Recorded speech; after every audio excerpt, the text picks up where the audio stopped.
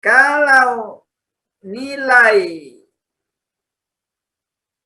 kuadrat tengahnya, ya, nilai kuadrat tengah ini adalah nilai keragaman sebenarnya. Nilai kuadrat tengahnya besar, ya, berarti keragaman itu disebabkan oleh itu. Belum ya, kalau dikasih tahu sumber keragaman. Jadi ini adalah sebenarnya adalah komponen sumber keragaman. Jadi kalau dalam percobaan acak kelompok, ada perlakuan, dan ada galat atau error. Inilah sumber keragaman. Nah, yang mana yang berperanan di dalam data-data ini? Kita lihat dengan kuadrat tengahnya. Kalau angkanya besar, itulah yang penyebabnya. Kita bandingkan dari tiga ini, ya. Yang paling kecil adalah galat, ya. Jadi kalau dari tiga komponen ini penyebab keragaman itu bukan galat, karena galat paling C. Yang paling banyak penyebabnya adalah perlakuan. Halaman ini ekstrak, data ekstrak apa nih? Ya, tanaman-tanaman ini ya. Nilainya besar.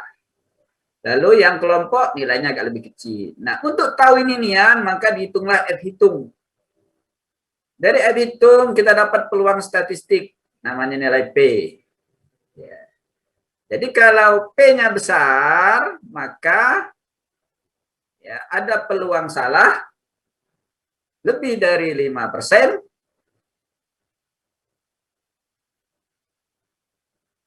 Bahwa perbedaan ini disebabkan oleh kelompok ini, ya. Jadi perbedaan oleh kelompok itu datanya di sini. Ini jumlah kelompok. Tapi kalau kita hitung, ya, ini kalau kita hitung rata-rata,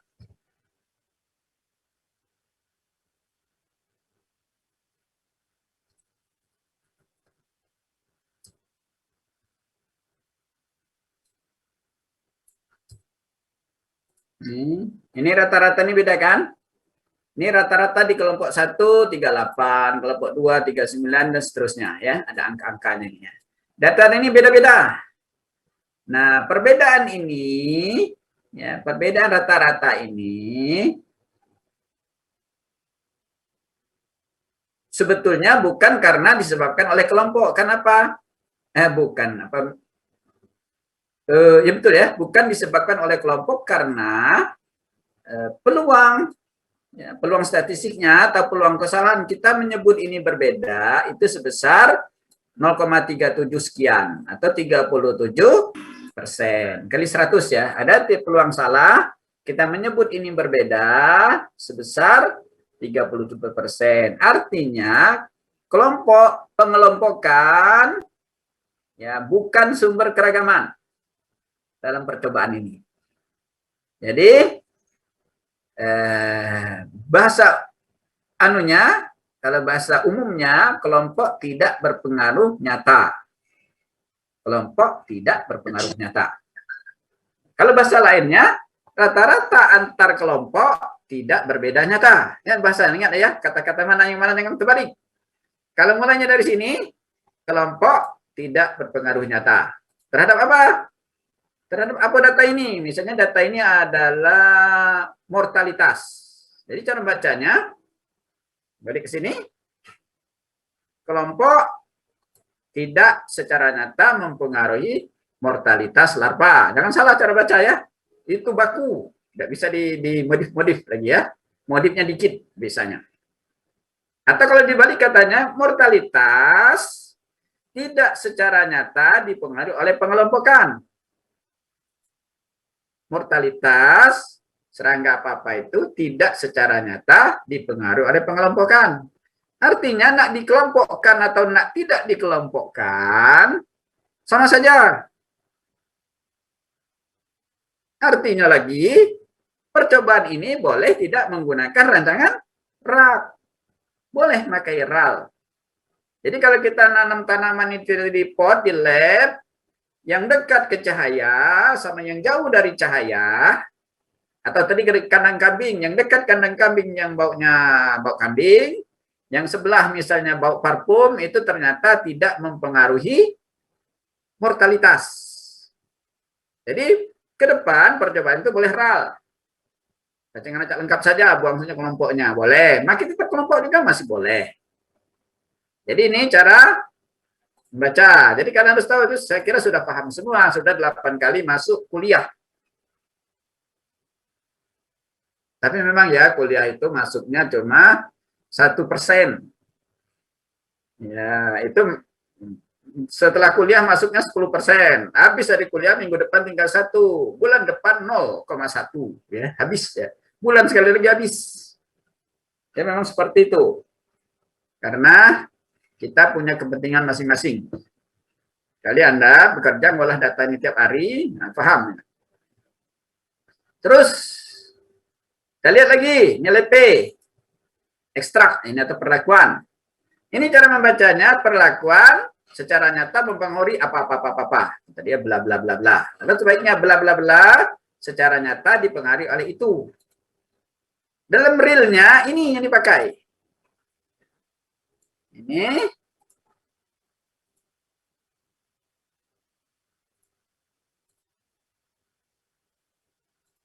baiknya dibiasakan dibuat, jangan terlalu banyak nol ya. Ini dikecilkan nolnya sehingga enak melihatnya. Jangan terlalu banyak nol. Nanti sedepo jadinya nol itu ya. Kalau ngitung biarlah komputer. Jadi kalau ini perbedaan antar ini memang disebabkan oleh perbedaan ini, oleh ini. Bukan karena faktor Galat.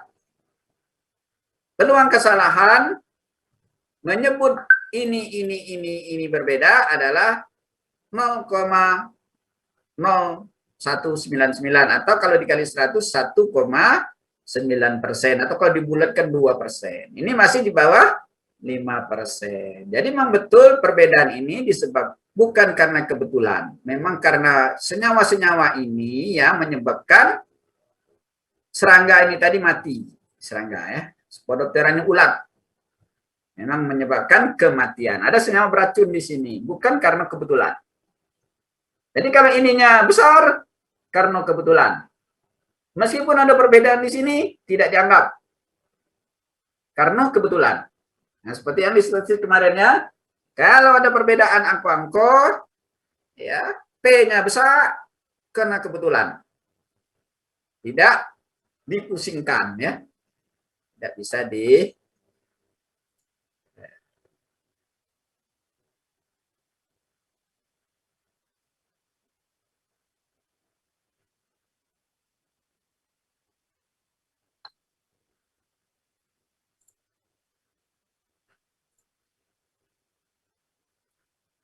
Jadi nanti saya akan tanya ya kalian setelah mengolah. Sekarang ini secara manual. Saya tidak mengajarkan kalian secara manual. Saya ingin langsung menggunakan R untuk data ini. Ya.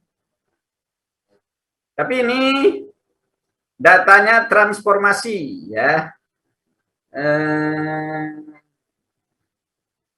Saya harusnya faktorial sudah belum? Sudah, Pak. Sudah. Oke, Pak. Kalau sudah saya akan lebih melenggang ya, langsung ke transformasi dulu ya. Kalau kepalangan transformasi dulu. Jadi transformasi di statistik kemarin sudah sempat transformasi juga sedikit rasanya ya. Sekarang transformasi data itu nanti menghitungnya kita pakai R ya. Tapi kalau menghitung transformasi manual pakai Excel. Kenapa kita melakukan transformasi? Jadi kalau kemarin kita uji T ada syarat. Ya, ingat ya, uji T syaratnya pertama adalah kalau dibuatkan apa namanya? Uji normalitas ya, syaratnya normal, sebaran normal, tidak ada yang menyimpang. Kemudian ragam homogen, ada ragam tidak homogen kalau uji T. Nah, kalau uji BNJ apa namanya ANOVA, ANOVA semua ANOVA ya, ini harus ragam homogen. Ya. Ragamnya harus betul-betul homogen. Kalau tidak, dia tidak valid. Tadi kan ada menjawab bahwa rancop itu agar data hasil percobaan valid.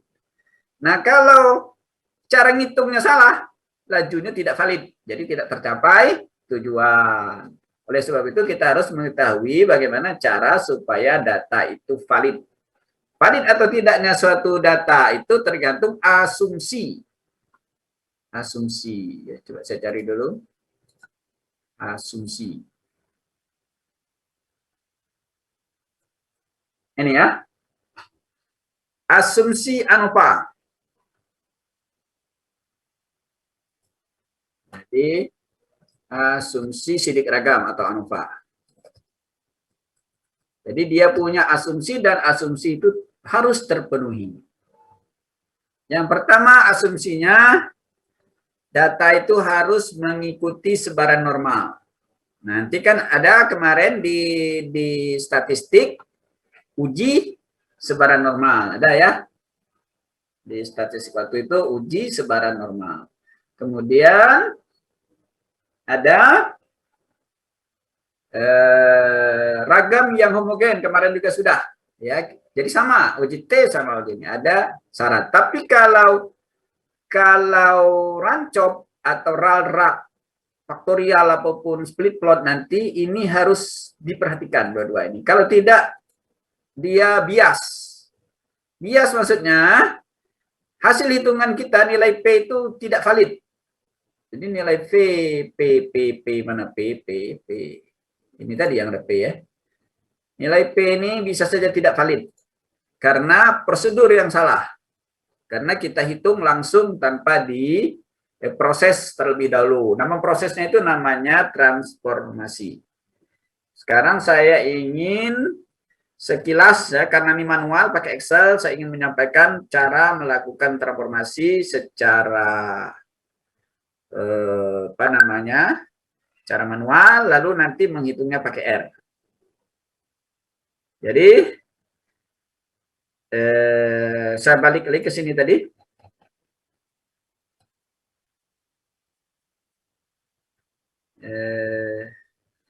Transformasi di pertanian umumnya 3, tapi bisa lebih. Ya, bisa yang statistik ini statistik lama ya, statistik konvensional. Masih menggunakan cara lama. Ada cara baru tapi itu belum familiar. Mungkin 10 tahun lagi setelah orang biasa menggunakannya. Yang pertama, logaritma. Kemarin kan kita sudah juga menghitung rasanya logaritmanya. Kenapa perlu di logaritma? Yaitu untuk data-data yang ukurannya nilainya besar-besar. Biasanya lebih dari 100. Kapan itu kita mengukur lebih 100? Misalnya jumlah buah. Jumlah biji misalnya bulir padi. Bulir padi itu satu tanaman, satu rumpun padi itu bisa 1000. Banyak kan? Jadi kalau datanya jumlah bulir padi dari setiap pot Anda hitung ya, 1100, 1300 itu sampai keluar bato ya hitungnya. Nah, itu baru satu data ya. Biasanya orang BDP agronomi mengakalinya dengan di sampel atau dihitung per. Jadi misalnya padi itu rata-rata kalau di dalam polybag itu atau pot itu bisa 30 malai. 30 malai itu tangkai ya. Setangkai padi itu kalau panjang itu ke 100 lebih. Ya, atau ada yang pendek-pendek 60 isinya satu itu. Nah, dari 30 tangkai tadi disampel secara acak. Ambillah misalnya 5. Nah, dari 5 itu baru dihitung ya. Itu pun susah hitungnya. Kalau tanamannya 1 sudah susah, apalagi tanamannya 100 ya. Nah, itu yang untuk data, kapan itu datanya besar? Kalau datanya berubah. Kalau di HPT banyak data yang besar itu misalnya populasi bakteri. Populasi bakteri itu jumlahnya biasanya miliaran atau jutaan. Tapi bukan Anda bayangkan ngitungnya langsung ya, sejuta, sekian juta. Jadi ada caranya dengan diencer-encerkan. Nanti dihitung dikali-kali pengenceran. Dapatlah ya. Yang dihitung tetap di bawah 100. Tapi nanti dikali-kalikan pegenceran, dapatlah dia menjadi semiliar, setriliun misalnya. Itu kalau ini untuk populasi. Jadi data yang besar. Umumnya data ini jumlah biji, jumlah buah, jumlah daun, jumlah sel apa misalnya, jumlah tadi bakteri, jumlah ulat, data jumlah. Ini log. Nanti sebelum dihitung data ini kita logkan. Biasanya data log ini ragamnya tidak homogen, otomatis dia ini tidak homogen. Nah, yang kedua transformasi namanya akar kuadrat. Jadi semua data itu diakarkan dulu kuadratnya. Kapan kita lakukan? Kalau datanya itu berupa jumlah yang kecil. Misalnya rata-rata apa yang kecil? Misalnya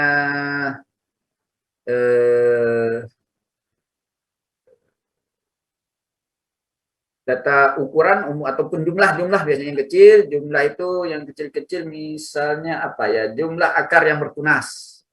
Jumlah tunas boleh ya di akar kuadrat. Atau yang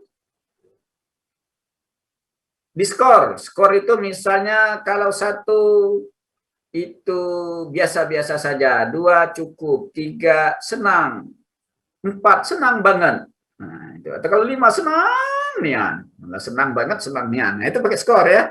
Kalau kami di penyakit tanaman, 1 sakit sedikit, meriang-meriang ya.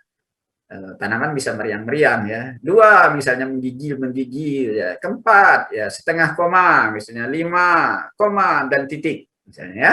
Nah, itu data skor. Data itu angkanya kecil. Nanti kalau kita rata-rata skor 1 tambah 2 tambah 3 tambah 1 tambah 2 tambah 3 dan seterusnya, kalau skor-skor kan jadi 1, sekian, 2, sekian. Nah, itu data skor. Yang umumnya di akar kuadrat. Berikutnya data persen. Data persen itu kalau yang persentase. Misalnya tadi persentase perkecambahan benih yang dikasih misalnya kompos yang belum matang. Kompos yang belum matang itu biasanya menyebabkan benih tidak mau berkembang. Nah, itu kecil angkanya. Nah, itu boleh. Biasanya kurang dari 30% kisarannya secara umum, maka itu perlu ditransformasi akar kuadrat. Yang terakhir, transformasi arcus-sinus. Nah, ini agak rumit.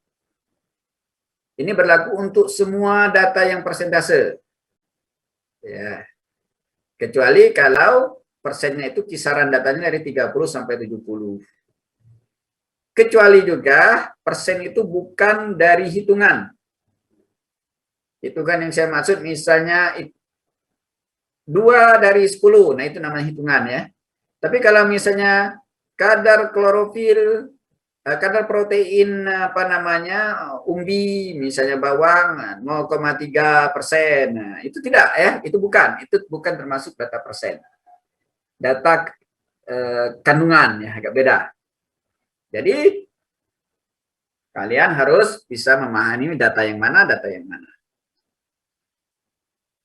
Nah, jadi mencari pilihan transformasi tadi bisa dengan karakter data. Jadi kita lihat data itu, lihat datanya.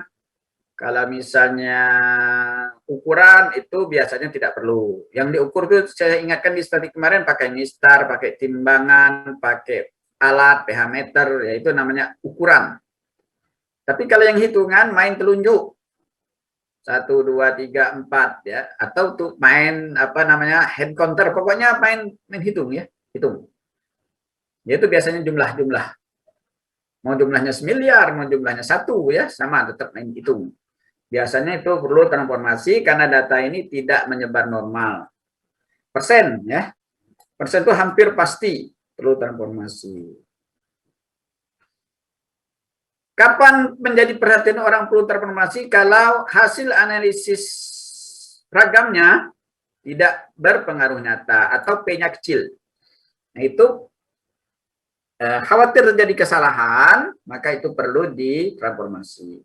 Jangan sampai kita buat kesimpulan yang harusnya berbeda tetapi tidak berbeda di kesimpulan. Jadi itu.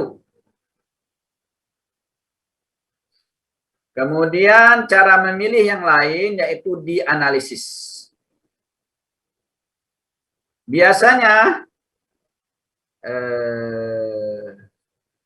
dengan membandingkan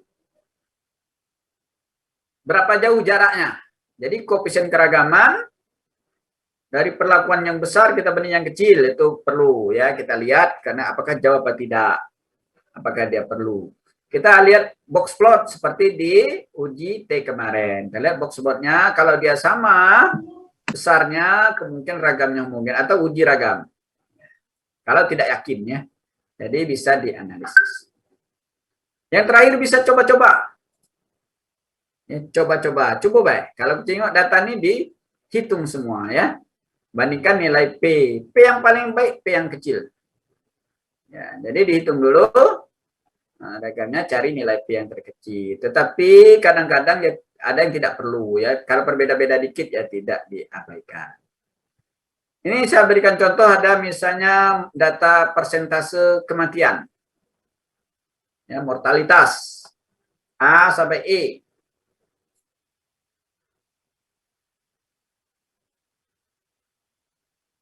Kita lihat di sini.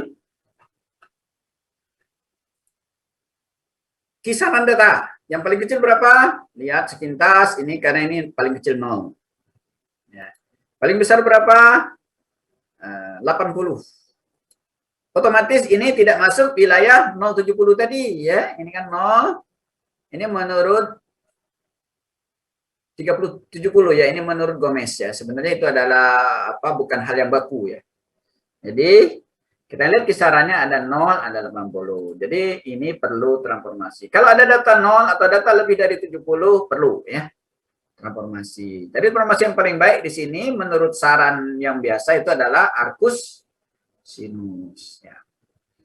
Kita lihat juga kalau ingin lihat data kita hitung koefisien keragaman. Dan koefisien keragaman caranya kita hitung galat baku. Galat baku sudah kan kemarin kalau ingin menggambarkan grafik pakai galat baku yaitu ini rumusnya standar deviasi dari sini ke sini dibagi dengan akar kuadrat jumlah sampel 5. Lalu KK bagaimana ngitungnya? KK itu adalah ini ya rata-rata galat baku dibagi rata-rata ya. Galat baku dibagi rata-rata. Jadi itu koefisien keragaman. Ini galat baku. Ini kalau dalam grafik kemarin ini ya, ini galat baku, ya. Ini adalah rata-rata. Jadi kalau panjang ini sama panjang ini menentukan koefisien keragaman. Kalau panjang ini panjang, ininya ini contohnya ya, tidak begitu panjang, maka galat bakunya besar. Jadi panjang ini relatif dari panjang ini. Itu namanya koefisien keragaman. Perlakuannya nanti ada koefisien keragaman percobaan. Nah, itu yang dihitung suka itu dihitung-hitung di rancangan itu namanya koefisien keragaman percobaan. Kalau ini namanya koefisien keragaman perlakuan ya, beda ya. Jadi dengan nengok satu-satu, ini kan sudah di statistik kemarin Anda buat. Ini semakin panjang yang biru, semakin pendek yang hitam, maka perlakuan ini paling sedikit keragamannya. Nah, kalau kita lihat perlakuan ini yang paling banyak keragamannya mungkin ada yang ini ya. Itu secara deskriptif. Ya memang seperti itu. Karena kita punya kepentingan masing-masing. Jadi kalau kita hitung ya, yang paling besar 31.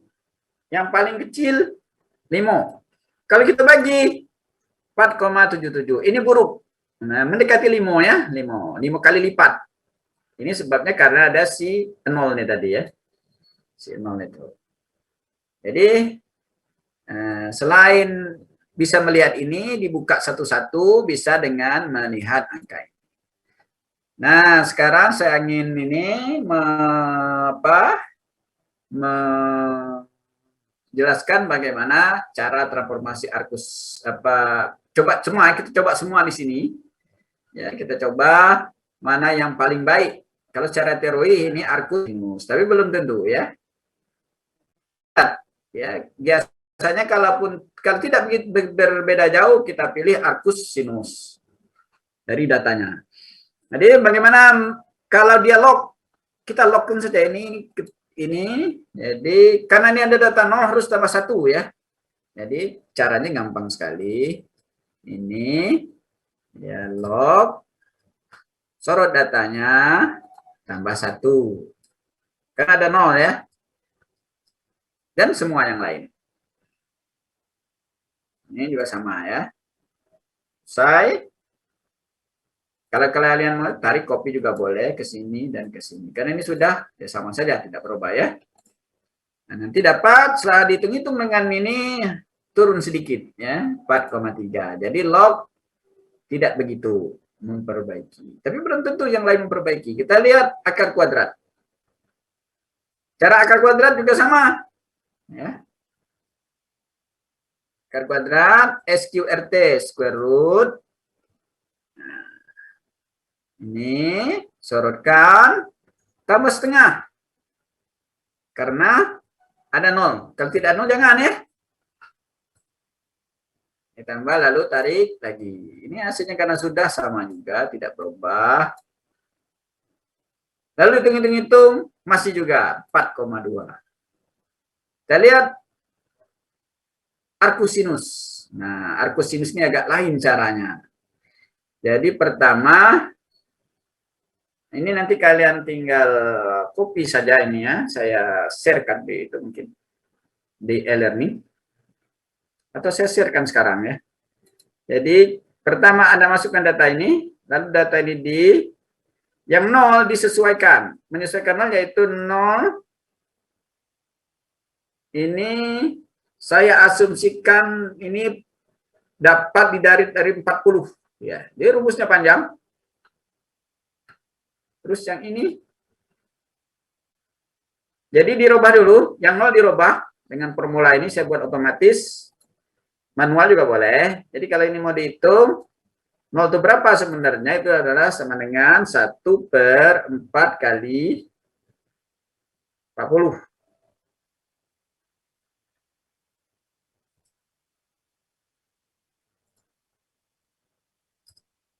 Hei.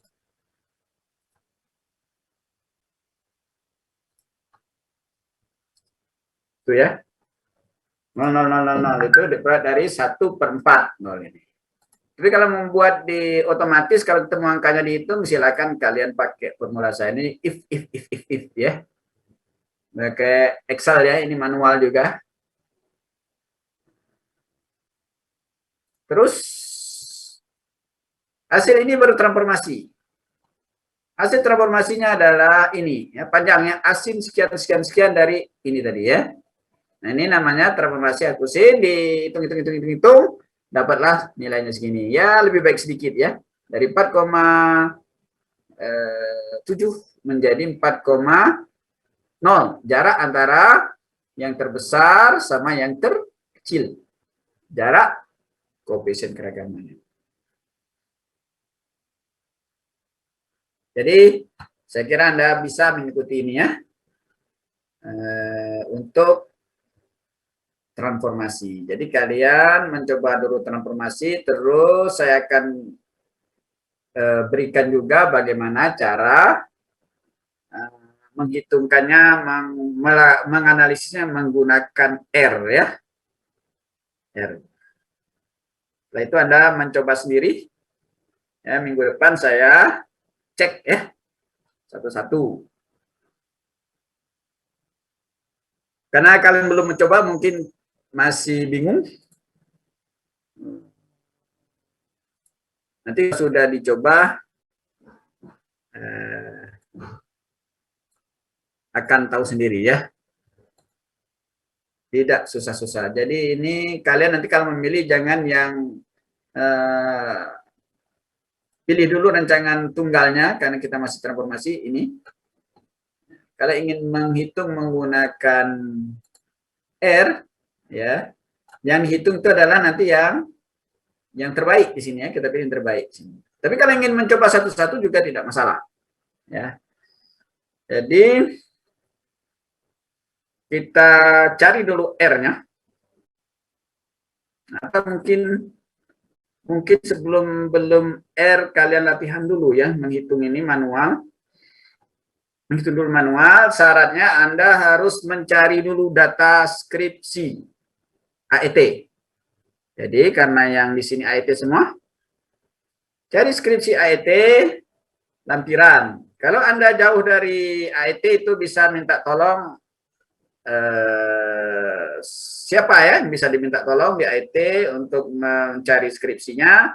Satu orang mungkin bisa dibayar ya, lumayan ya untuk penghasilannya, mungkin satu data 5.000, kalau datanya 5 itu bisa 50.000 ya, udah ya, selama ribu, lumayan banyak ya.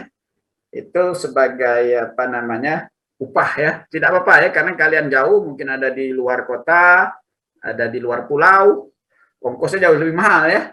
Tapi kalau Anda tidak begitu, Anda tidak tahu apa-apa. Ya, kalau Anda tidak latihan, Anda tidak akan tahu apa-apa. Karena ini adalah keterampilan juga sebenarnya, keterampilan berhitung. Keterampilan itu harus dilatih, tidak bisa dengan menghayal. Jadi Anda mencari data, satu data, lalu Anda coba. Ya, coba untuk melakukan memilih transformasi mana yang paling baik secara manual. Lalu nanti minggu sekali lagi kita coba dengan menggunakan R ya. Kita hitung betul berapa, bagaimana box plotnya, bagaimana keragamannya ya dari data-data ini. Ya. Jadi apakah betul memang arkusinus paling baik dari semua. Saya kira itu ya materi hari ini. Saya menunggu tugas ini, saya akan upload di e-learning.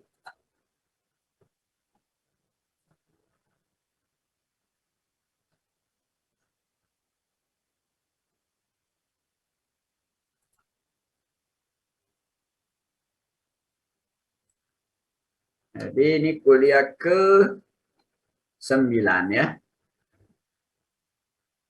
Kuliah ke-9. Jadi namanya file.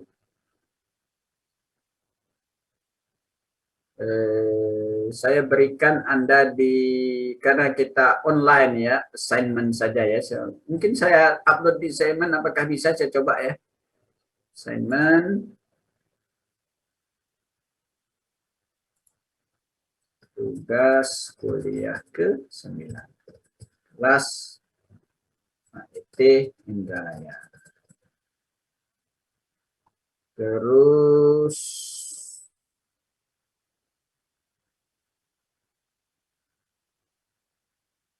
coba saya masukkan filenya ini. Ini judulnya apa filenya tadi? Rancok 2020.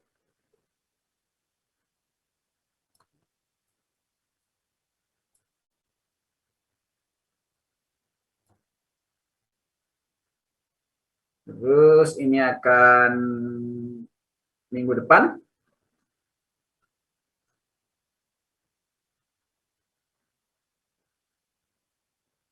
Jadi kalian nanti bisa, sebaiknya kalian jangan menggunakan file ya. Nanti kalian screenshot saja ya. Saya ingin melihat Anda screenshot saja. Jangan file, karena saya susah menilainya.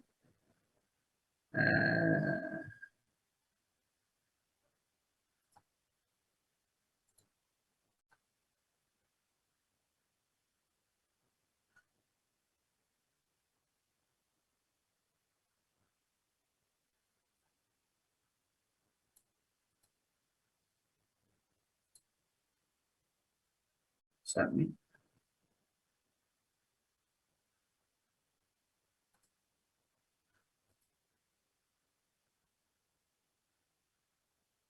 Dulu. Ini tadi belum saya kunci ya. Ini harusnya untuk di sini ya. Ya, spread group sudah, berarti ini tidak perlu.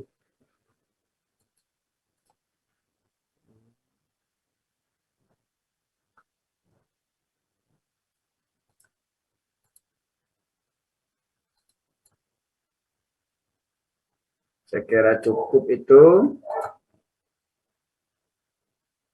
Silakan coba nanti kalau apakah ini bisa diakses.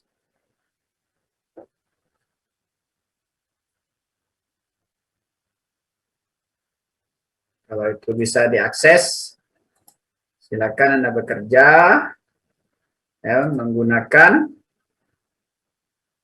contoh itu hanya contoh saja, contoh menghitungnya. Itu enak, tinggal copy paste saja. Lalu nanti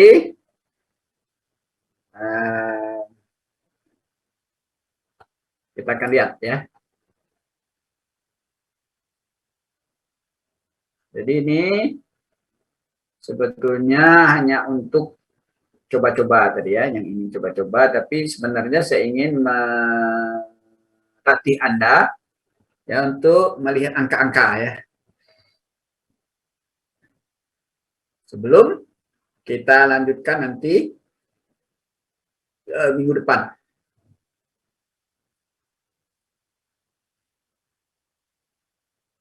Apa bisa diakses filenya? Bisa, Pak. Bisa, Pak. Ya. Oke, kalau bisa silakan cari data sendiri. Tadi jangan lupa nanti men-screenshot ya. Screenshot data itu satu saja dulu di lampiran skripsi. Datanya lalu kalian cek apakah itu perlu transformasi apa tidak. Kalau tidak dapat IT boleh di HPT, boleh di tanah, boleh di agronomi ya. Yang penting di pertanian unsri. Jangan data sosek ya. Tidak nyambung nanti. Tapi kalau data TP agak nyambung sedikit atau data kalau data-data di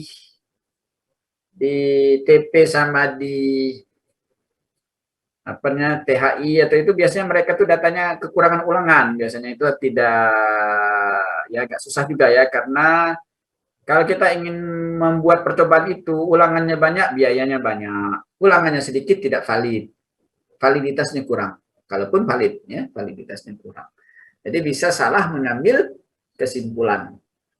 Kesimpulannya kita sebut berbeda, berpengaruh, yang ini efektif, tetapi karena jumlah sedikit sebetulnya tidak efektif karena kurang ya, kurang. Misalnya ulangannya hanya 3, kurang gitu ya.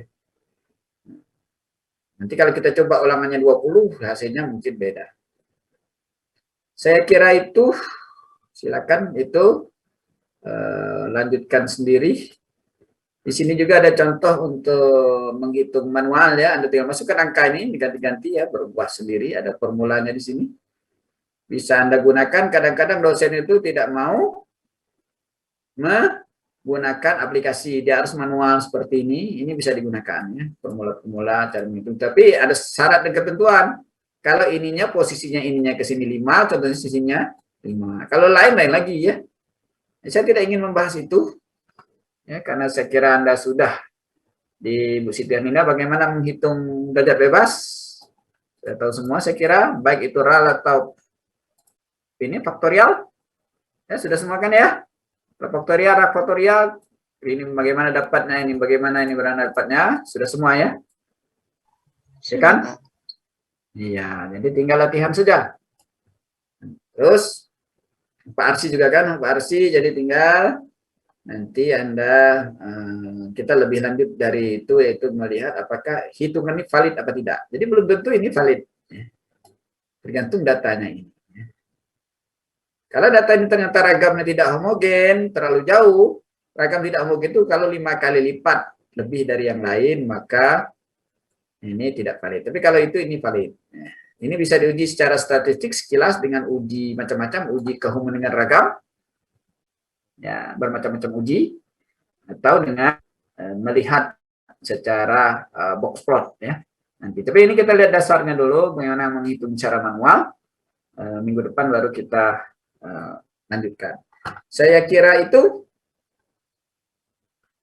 Ada pertanyaan?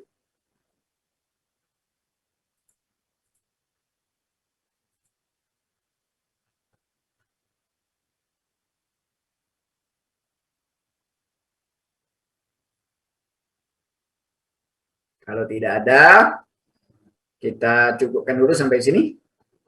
Ya, silakan mencari sumber-sumber itu. Nanti akan saya cek di aktivitas ya di e-learningnya. Kita tutup dengan wassalamualaikum warahmatullahi wabarakatuh. Waalaikumsalam warahmatullahi wabarakatuh.